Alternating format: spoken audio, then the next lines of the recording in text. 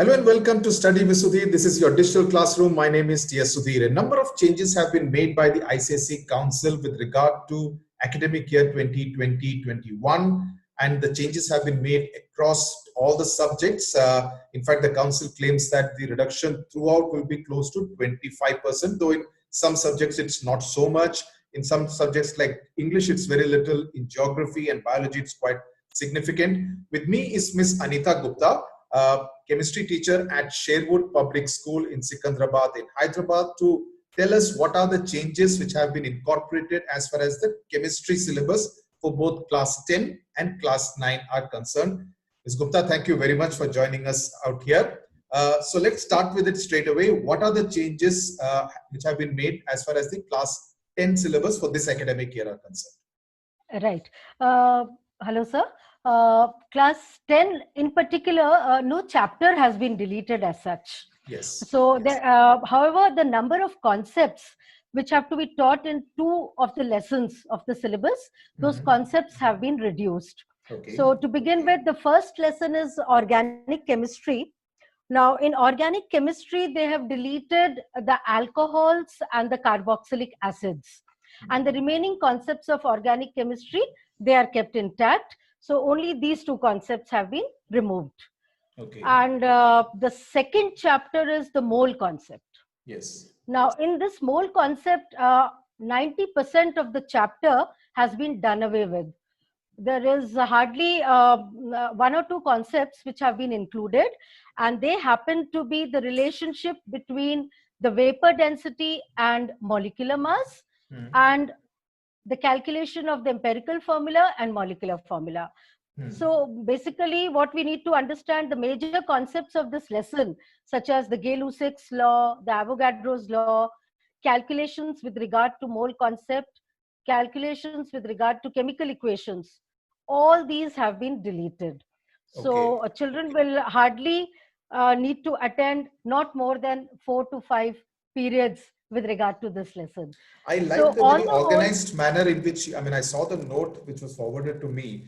I like the very organized manner in which you have kind of calculated how many periods in terms of class periods you would actually gain if you do not, if this kind of syllabus, portion of the syllabus is cut out. And I think it translates to something like 13 class periods. Is that right? Yes, yes, yes. Okay. Roughly 20%, 18 to 20% of the syllabus.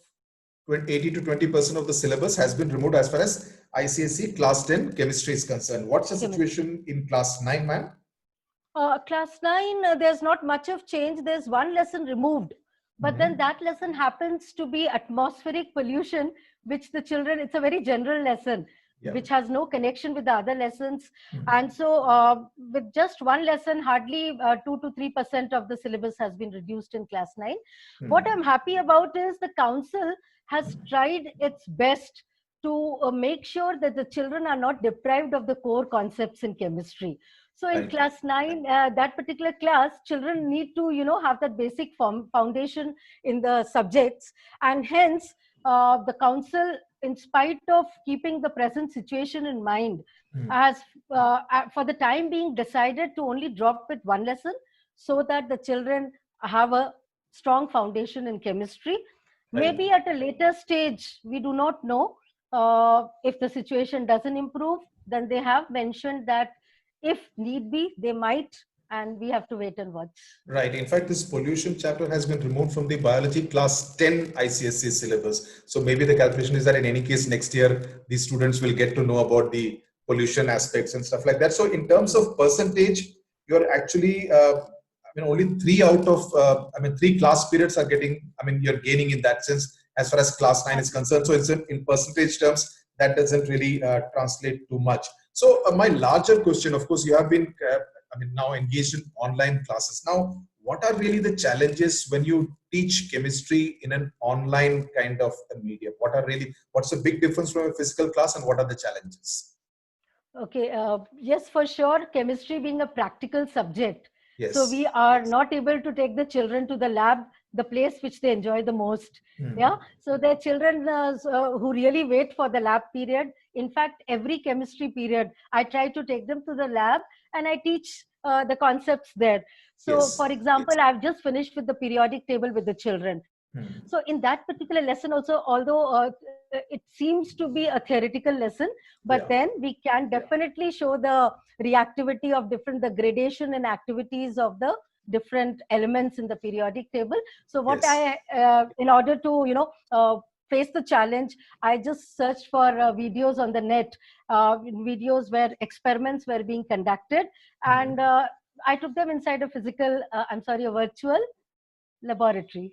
Okay, that's They were interesting. having. So, Yeah. how do you assess? I mean, when you are, I mean, dealing with your students virtually, how do you assess whether they are grasping the concepts well or not? Yes.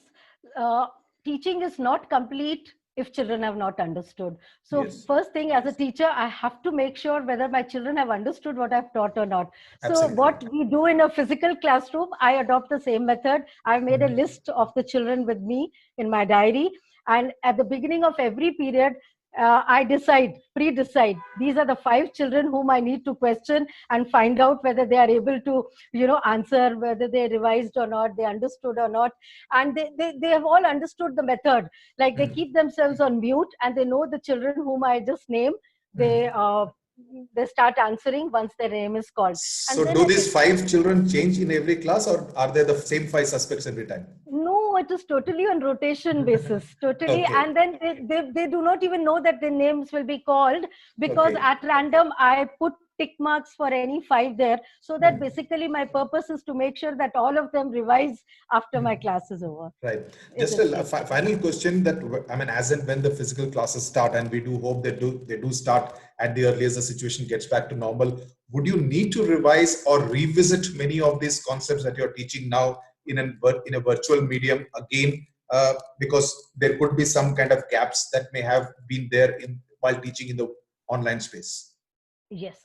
Now, basically, the way we are teaching, we are preparing a lot of study material for our children. We're preparing the lesson plan, the notes, then the PowerPoint presentations. We are searching Hmm. for videos on the net. We are ensuring from our end that the children understand the lessons. But even if they understand now, it is the natural tendency of a human being, of anybody, whether an adult or a child, to forget the Yes. concepts. So, revision is a very important Yes. part of teaching learning process. For sure, Yes. we'll have to revise the lessons, whether it Hmm. we had taught in the physical classroom.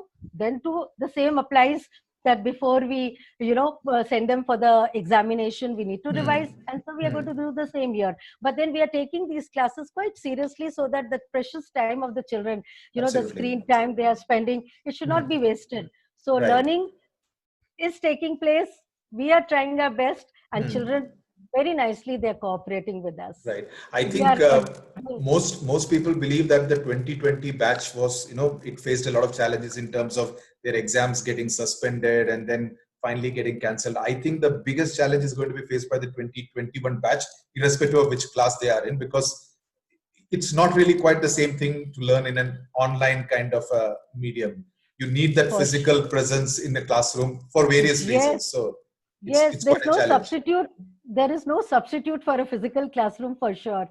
So Yes. challenges will be there, but then Mhm. the situation is such that we have to put in our best, Mhm. and so that the learning happens digitally and Yes. without wasting anybody's time. Right. Yeah. I'm sure Yeah. you'll succeed in doing that. Thank you very much, Ms. Anita Gupta, for your time and patience and telling us what are the changes and what are really the challenges in the online way of teaching. All the best to you and all the best to your students as well. Thank you.